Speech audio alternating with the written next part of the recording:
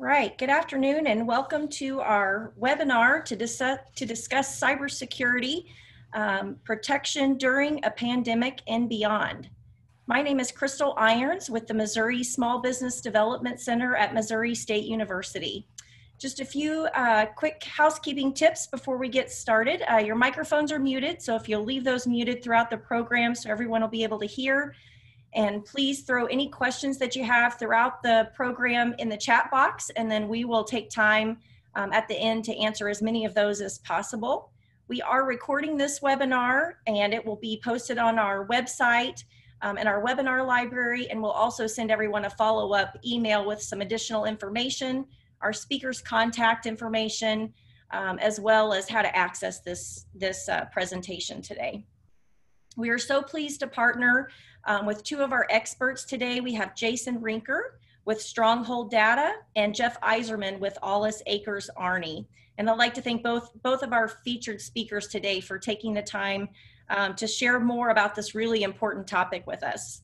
But before we jump in and I hand it over to Jeff and Jason, I just want to quickly remind everyone, if you're not familiar with our program, who we are and what we do at the Missouri Small Business Development Center. We are here to provide support to your small business. We help business owners at any stage of their business, providing confidential, one-on-one business consulting at no additional fee to our clients. We also offer a variety of training programs like the one you're on today. Here at our center, we do a lot of different business planning and strategy with our clients. We love to work with Missouri State University students and courses to really dig in and help our clients with some important projects that they need assistance with, whether that be around human resources, developing marketing plans, lots of different things, feasibility studies. And then of course, lately we've been doing a lot around disaster recovery. So here to help you in whatever your needs might be in your small business. We are part of a nationwide and statewide network. Our center at Missouri State University, we serve 16 counties throughout Southwest Missouri, and we do have 3 different office locations throughout the region.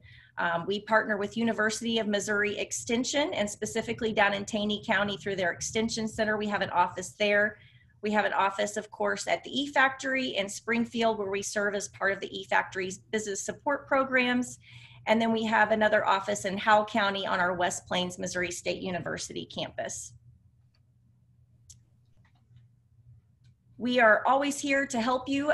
We have consultants around the region and across the state, so you can visit our website and schedule an appointment directly with any of our consultants. We have a variety of different training programs always available and coming up, so you can access those on our training page. And then of course, we do have a resource page that we are keeping up to date specifically around this COVID-19 pandemic. So continue to be on the lookout for that. And with that, it is my pleasure to introduce and hand it off to Jason Rincker and Jeff Eiserman.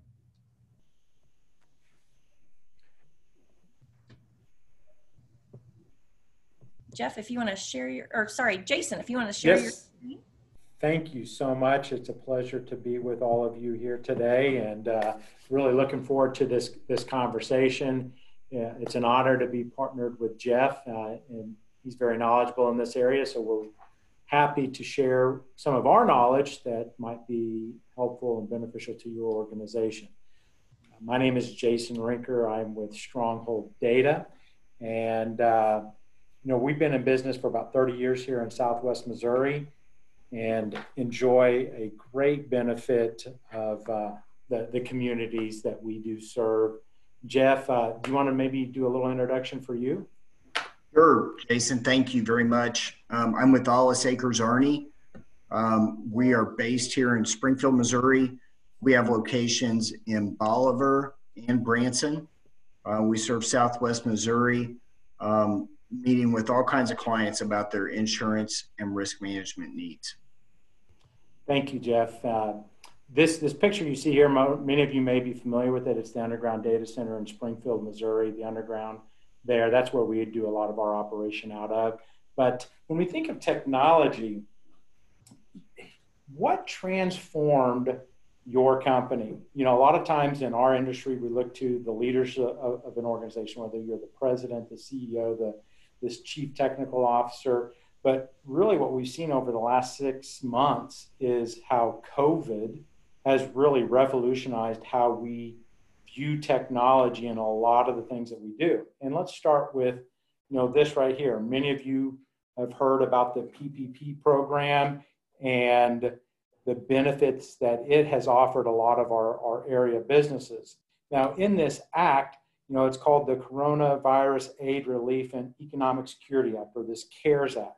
It gave you the opportunity, like I said, to apply for the PPP funding. And when you do that, you leverage the SBA, and you're providing a bunch of information to the SBA for this loan, whether that's personal information, whether that is business information. Either way, you're giving a ton of information.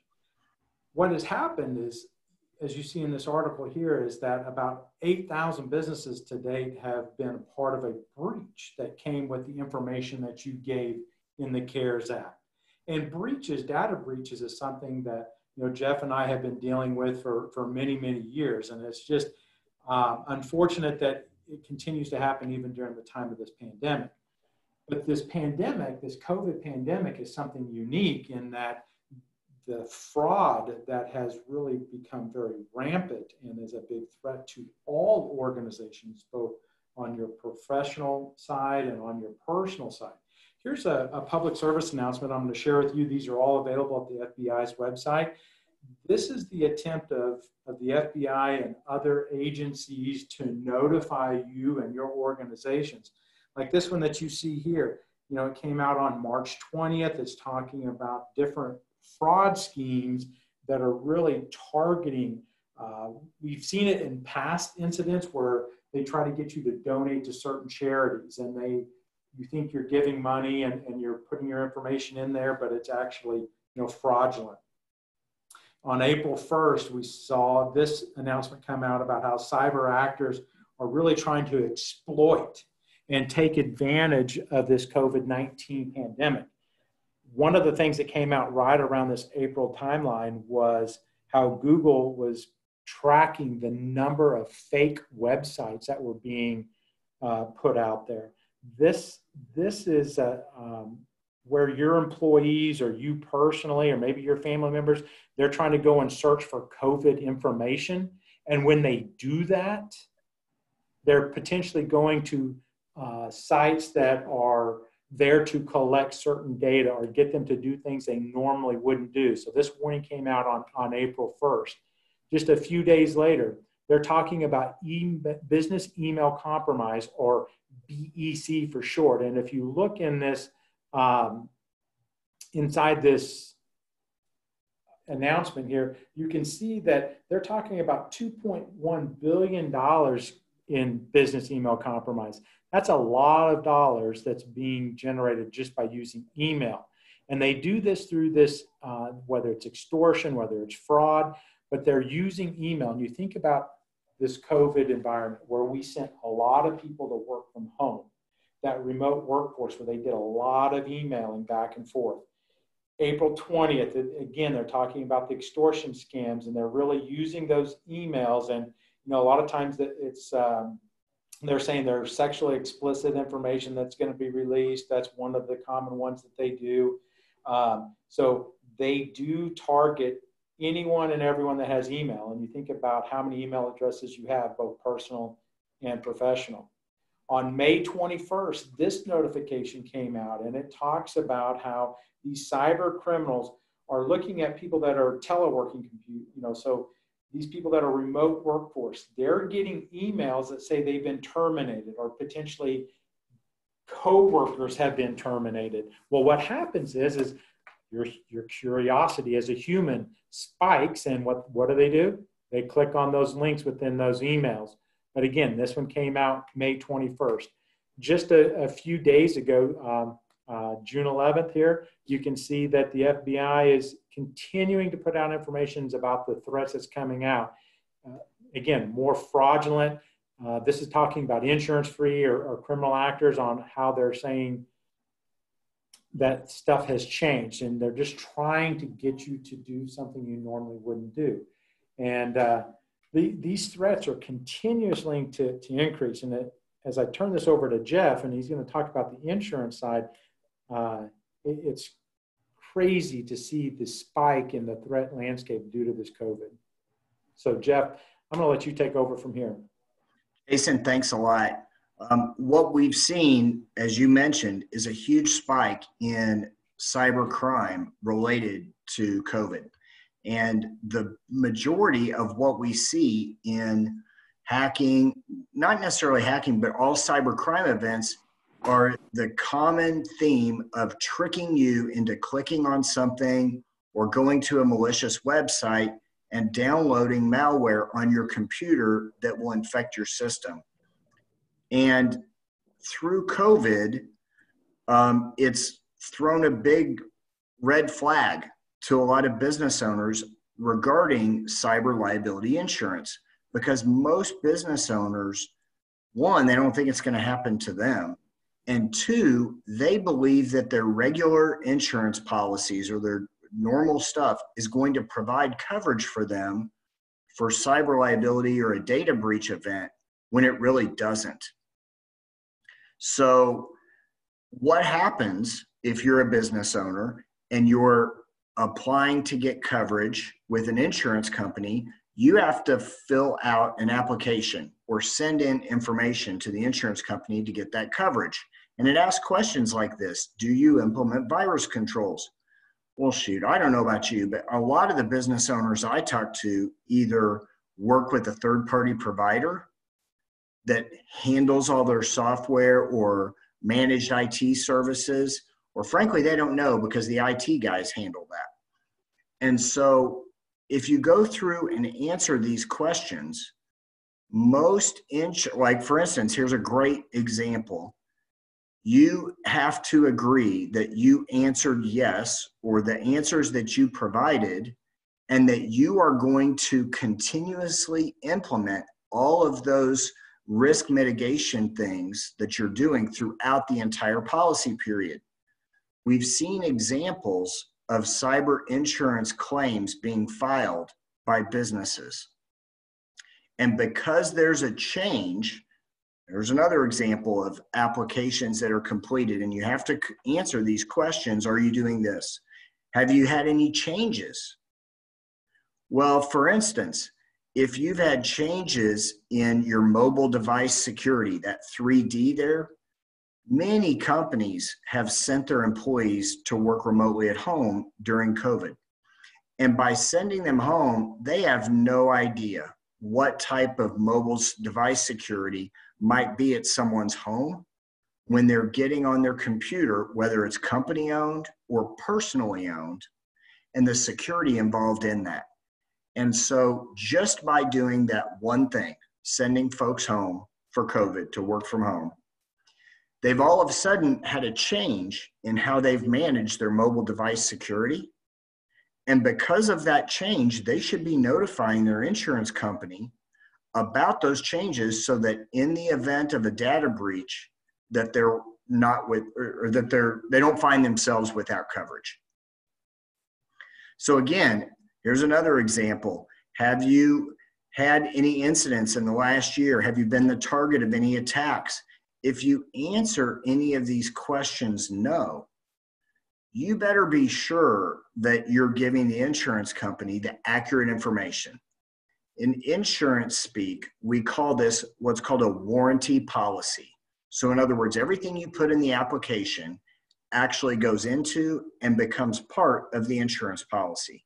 And if you knowingly or even unknowingly gave the insurance company incorrect or fraudulent information, they have a basis to deny your claim. What we are starting to see is that, and this is a perfect example of some of the incidents that we're starting to see. This Cottage Health had a data breach back in 2013. They filed a claim with their insurance company, Columbia Casualty, and Columbia Casualty paid more than $4 million plus attorney expenses to settle this suit that came against Cottage Health. And now Cottage Health is going back and saying, you didn't tell us about changes in your cybersecurity protection and how your risk mitigation strategies are being implemented. Excuse me, because you didn't maintain these security controls in your policies, we are going to sue you to get our $4 million back. So again, it's extremely important not only to give the accurate information to get that insurance policy put in place, but during the year, if you are making changes, and COVID is a perfect example of changes that have been brought about and forced upon businesses to try to get through this event. And the last thing we want is, because of that, you're without insurance coverage in the event of a data breach.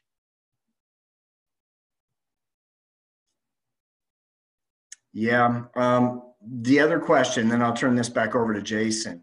Most insurance companies want to know what your cyber response or cyber disaster recovery plan looks like, and they want to see a copy of it. Many insurance companies now will help with tools and resources. Companies like Stronghold Data and others will help you put a disaster recovery plan in the event of a data breach. But I can't tell you how many companies, when you ask them this question, they don't have any idea what they would do. The last thing we want to have to do is figure out how we're going to respond to a data breach event and just do it on the fly. Not being prepared or burying your head in the sand is not an adequate way to be prepared for one of these terrible events. Not at all. And thank you for sharing that information, Jeff. It's very vital that you pull out your insurance policies and really have that conversations with agents like Jeff, just to really ask the questions. What changes have you been made? And when he was pointing out that mobile device security, those changes happen sometimes without even really thinking about it. So it's definitely a good opportunity to pull those out, have the conversation so you know where you're covered or not.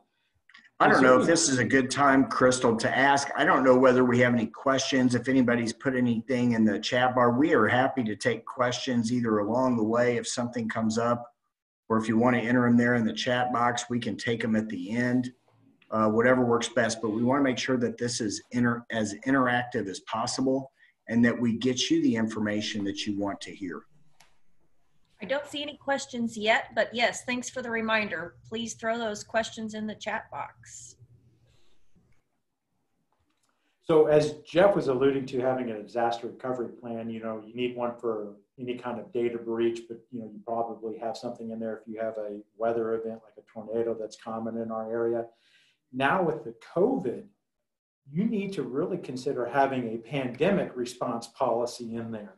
This is an example of a pandemic response policy that your organization needs to have in place. And if you'll notice down there in the red box at the bottom, you can see that this is different than a business continuity disaster recovery plan. It's something totally separate. And this is going to be something that evolves over time, as you see, like in your communities, whether you're going to have the mask ordinance or not, how is that going to impact your business? So having a pandemic response policy alongside your disaster recovery policy is key to surviving these events. When you send your workers home and they're performing their duties, a lot of this is done digitally and through the email. That's why that business email compromise is such a threat to every organization. You need to consider having a digital signature acceptance policy. This specifically tells your employees what they can and cannot do electronically. You do not want them committing your organization to something without following the proper checks and balances that you have maybe come to experience when you're all in a physical location. So having these types of policies are key. And if you would like, I'd be happy to share these with you.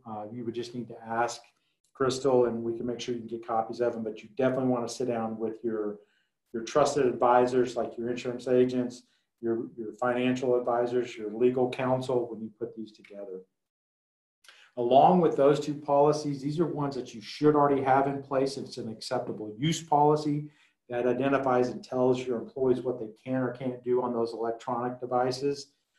And it also covers bring your own device, or BYOD. We sometimes hear a lot about BYOD when it comes to education and how kids get to take their laptops into school and use their own devices.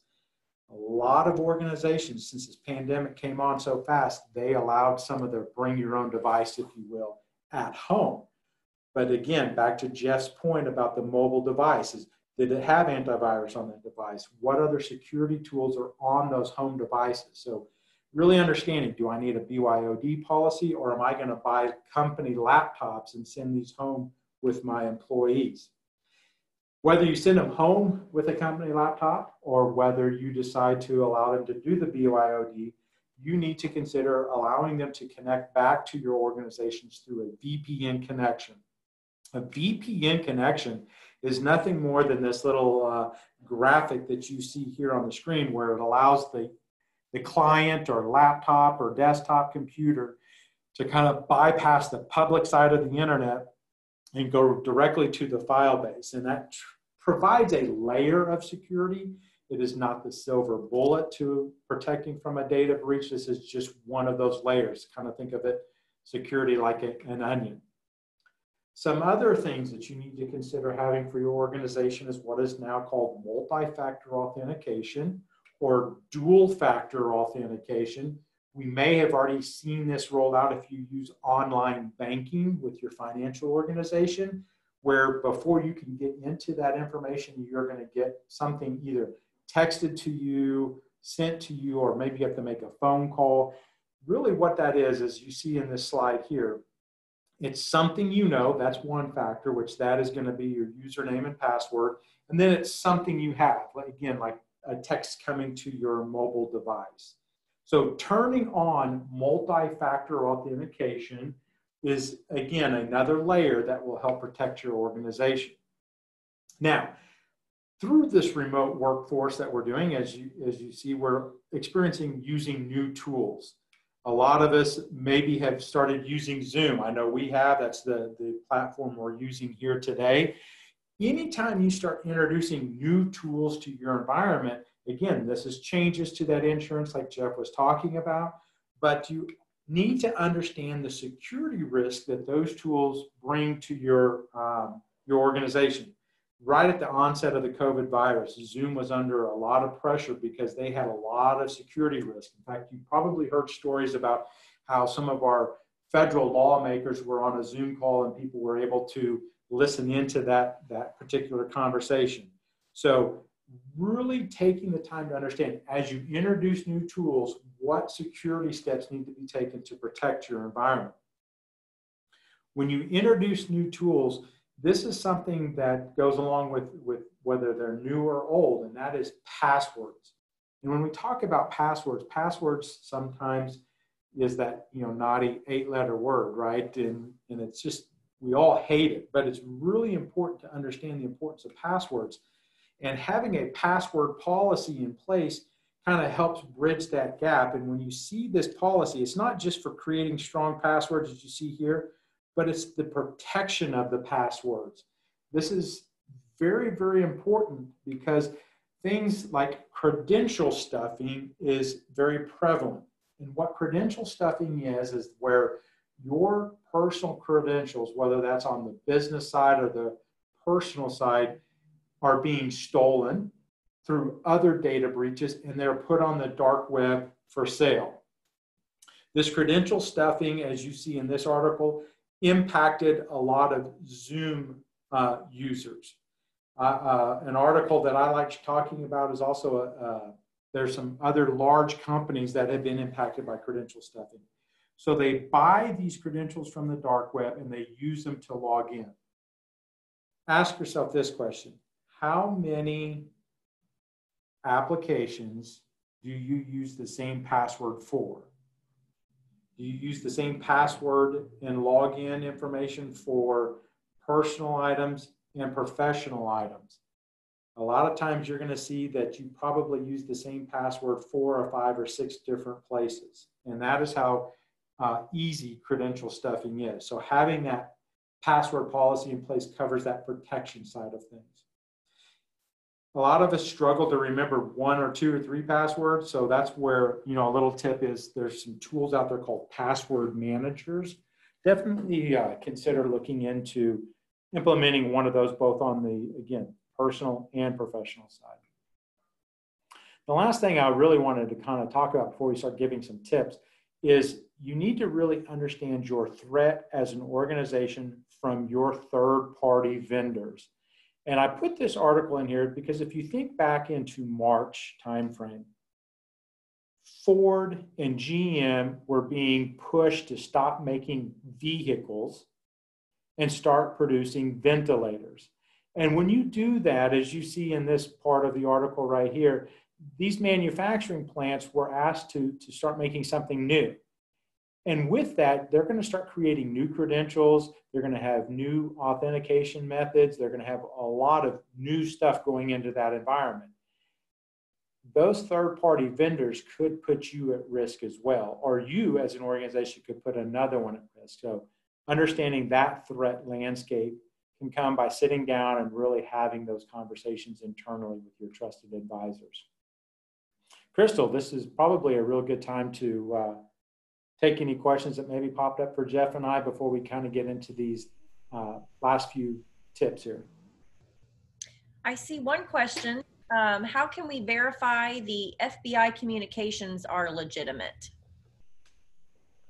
If you go to the FBI website, it's actually at ic3.org. And under the consumer alerts, you can see them all there. And that's exactly where I got those FBI notifications from. And then one thing that you said kind of piqued my interest too, so I might throw it out here because you just mentioned it. You mentioned the password managers and using those. Is it okay to use one for personal and business, or should you keep those separate? That's going to be up to you individually if you want to manage 2 different platforms.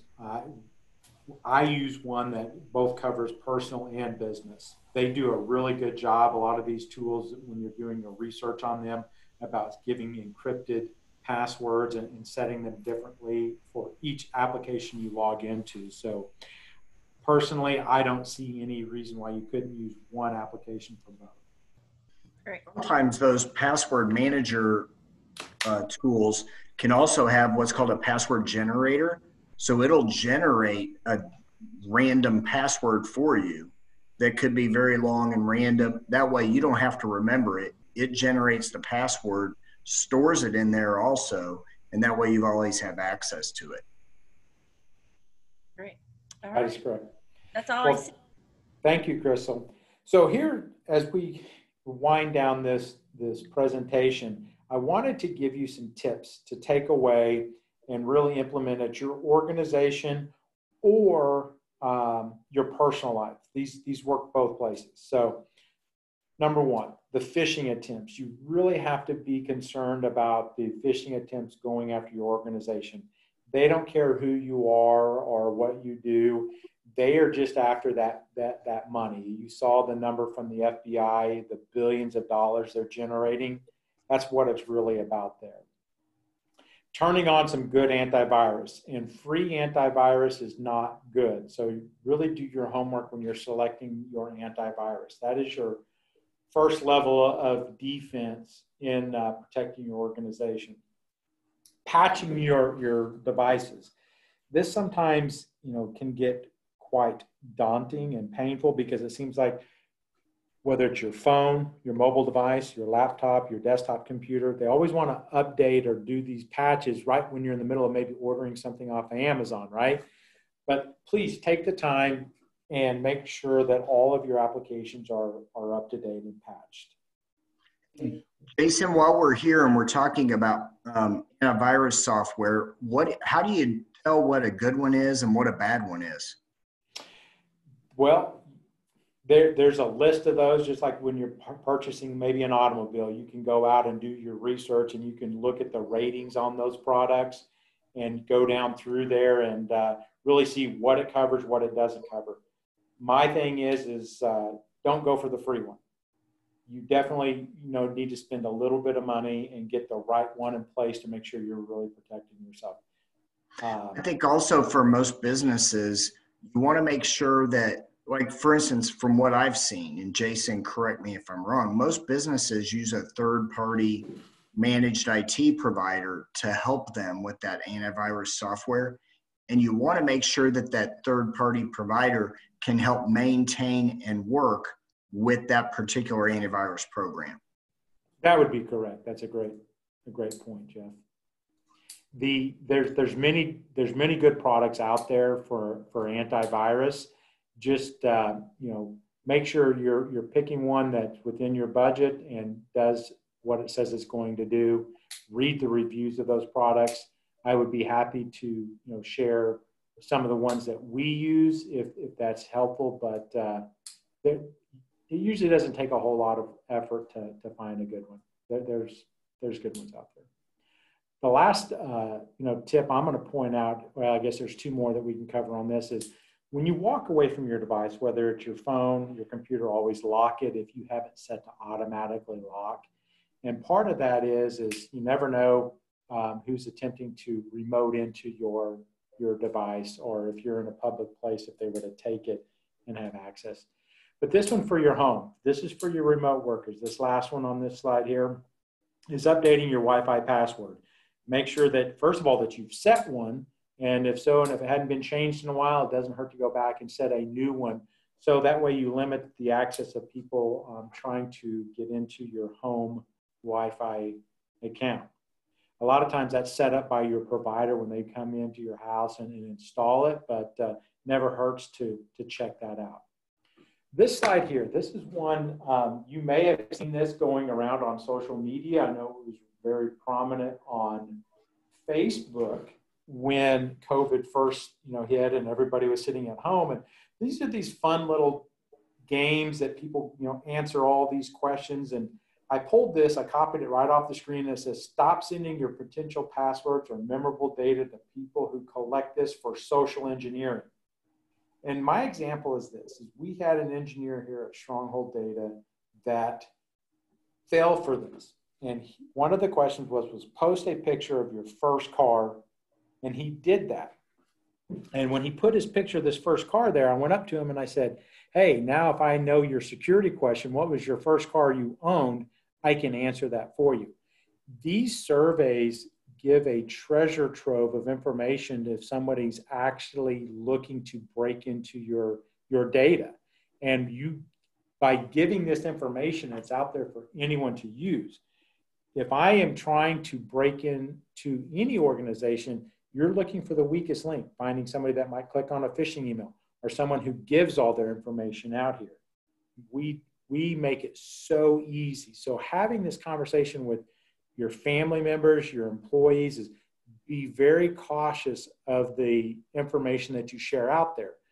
What do they do with this? They social engineer you with this information. As if I'm needing something to talk to you about and you're answering this question like, where did you take your last vacation?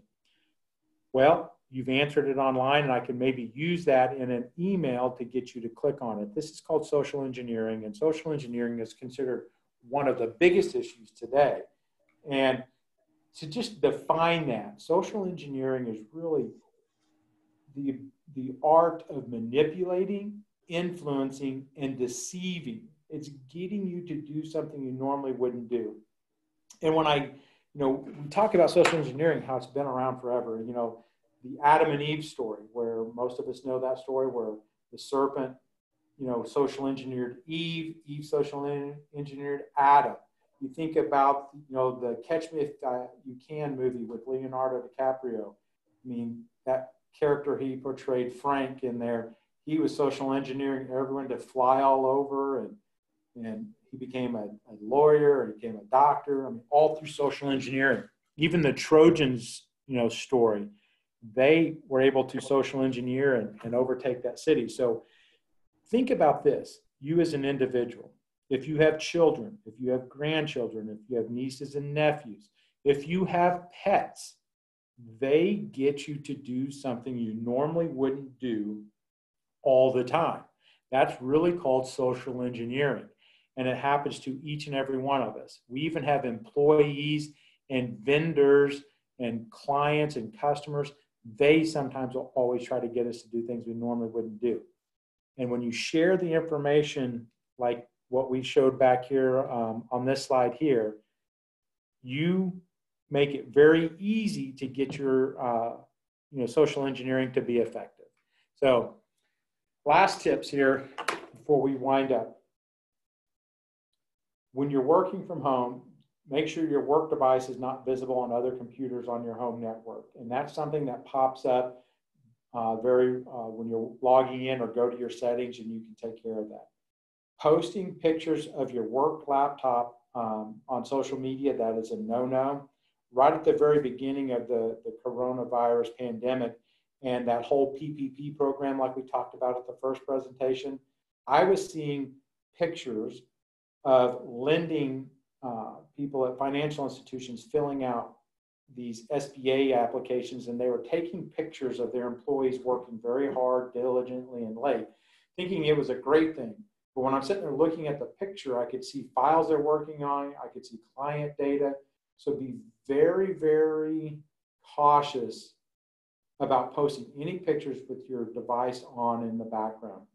Last tip, don't allow your children to use your devices, whether work or personal, for social, like the games or school curriculum, because a lot of times you don't know what websites they're going to. Like we said about Google, and on one of the FBI warnings about all these fake emails, fake websites. So try to separate that from business from some personal. For participating in this presentation, I'm going to make available, Jeff and I are going to make this available to you, and you can just reach out to Crystal and her team and we can get this to you. But here's a handout. This handout talks about good email hygiene. They tell us to wash our hands for 20 seconds. Well, this is telling you to check your email for 20 seconds, and it points out all the things that you can look for in an email to help maybe spot if it's a phishing email or not. This little data sheet is available at your request, and this gives you some other tips to help keep the criminals out. The dark web scan. This is something that we would offer to anyone that wants to request that again through Crystal. All we need is your domain. What this is going to do is when you give us your domain or your email address, we're going to run that and we can tell you what is for sale on the dark web. If you do not want to do this through Crystal, Jeff, and I, you are able to go to a website that's called haveibeenpawned.com, and you can do it yourself and you can see what information is for sale out there. The last one that we are making available for all those that participated in today's presentation is a NIST assessment. And a NIST assessment stands for the National Institute of Standards and Technology. This is the framework that is considered, best practices for cybersecurity. It is not the full assessment. It's a high-level assessment. It does take about 30 to 40 minutes, but it really tells you what your cybersecurity posture is. So with that, Crystal, Jeff and I are open for any questions or anything that maybe has came up since our last one, and I can share I'll give you back the screen here. And all right, great. Thank you so much. Let me look here at the chat and see what we've got. I know we had a couple here. Find my chat box.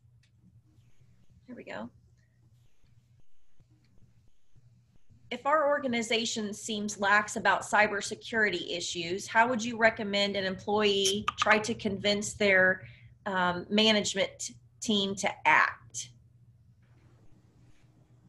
I would ask them to sit through maybe the recorded part of this webinar and just kind of educate them on those threats. Jeff, what would you suggest? I think that there are all kinds of tools and resources out there, but I think one of the most powerful things are stories. I can't tell you how many crazy things I have seen, but it doesn't take, like for instance, one of my businesses that I know and work with had an employee that was tricked into, for instance, she got an email and mistakenly changed the bank that they sent the employee's paycheck to. So in other words, all the paychecks are on direct deposit. The person in charge of payroll got an email from an employee that said, hey, I've changed to a new bank account.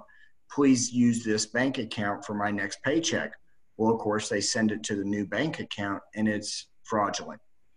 And so it doesn't take but a second to do something without verifying, without double checking, and have that money go away. And guess what? That's on your business owner and your management team. And the last thing they want to, it's hard enough right now to be making money and doing well. The last thing you want to do is give it away to a bunch of cyber criminals. So I'd encourage you to tell stories like that to help folks realize that it can happen and it does happen to them. And then, Jason, can you repeat that website that you mentioned where people can go to look at their passwords? Yes, you can go to haveibeenpwned.com. Say that one more time. Haveibeenpwned.com. And I can send that to you, Crystal, and they can reach out and get that. Or again, they can send it to Jeff and I. We'll send you a full report on that domain. Great. And so for everybody on the call, the handouts that Jason showed, we are going to send you the email hygiene one, and then also sending you Jeff's contact and Jason's contact. And so if you need any of those other pieces of information, or you'd like to take that NIST assessment, you can reach directly out to Jason, who you'll have his contact information, and we'd love for you all to get that and be able to take advantage of that. So we appreciate you sharing that with us. Is the NIST assessment free, Jason? Yes. For those that participate in this webinar with you today, Jeff and I are making that available to them for free. Great. All right. Any other questions that you all have?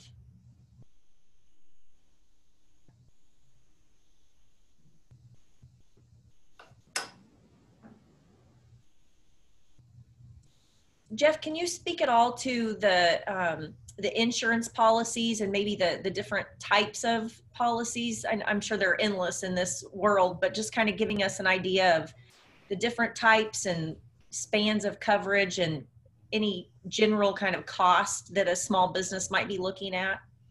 Sure. There are a lot of insurance companies that are doing now what I would call like a real basic kind of cybersecurity coverage, where if you had a data breach, they would pay like maybe $10,000 or $20,000 for your notification expenses that you might have if you have to notify people that you've lost their data.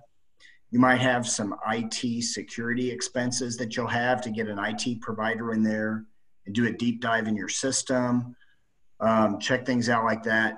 But for the most part, those are pretty basic. And you might just pay $100 or $200 a year on your commercial insurance program to have that involved.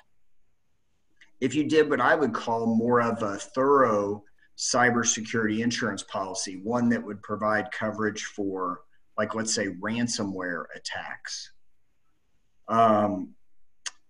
computer crime, where somebody actually, because you clicked on a bad link, you gave them access to your system and they stole money through your electronic banking, or they caused a fraudulent transfer where you lost money because of that.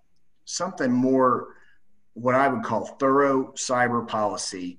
For most small businesses, you can buy something like that for in the $1,500 to $2,000 a year range. Great. How detailed of a cybersecurity plan is needed for an insurance provider? So kind of similar to the ones that you all showed, what kind of level of detail would they need to be putting together?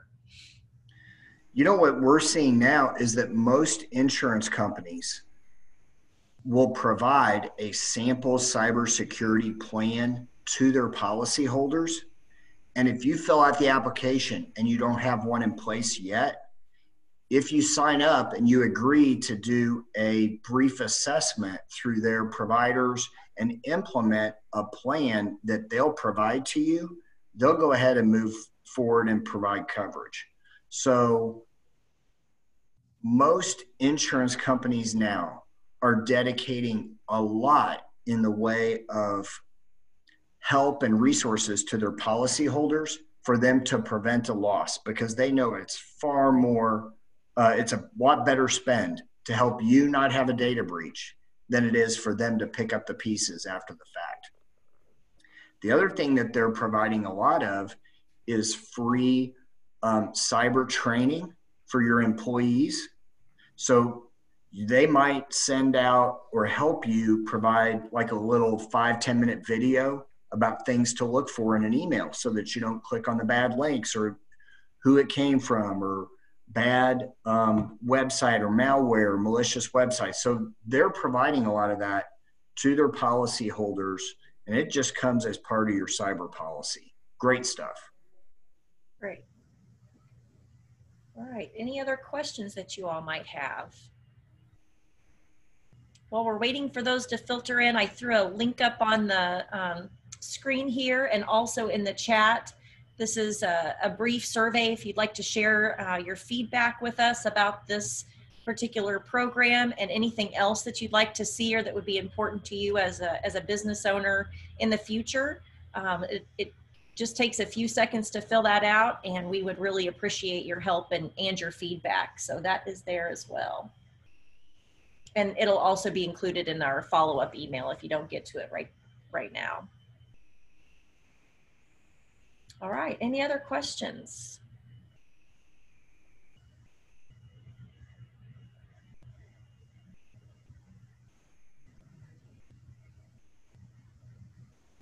And we will get the sample policies from Jason and include those as well in the email. I think those are really helpful for you all to see and start to take advantage of and put that together.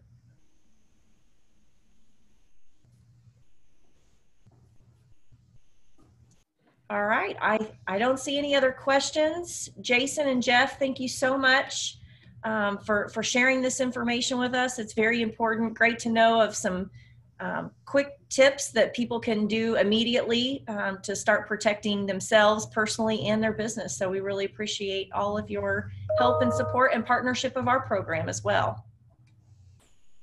Thank you so much, Crystal. Yeah, thank you to everybody over there at SBDC. If we can do anything for anyone, we are here to help. Thank you, guys. All right, thanks, guys.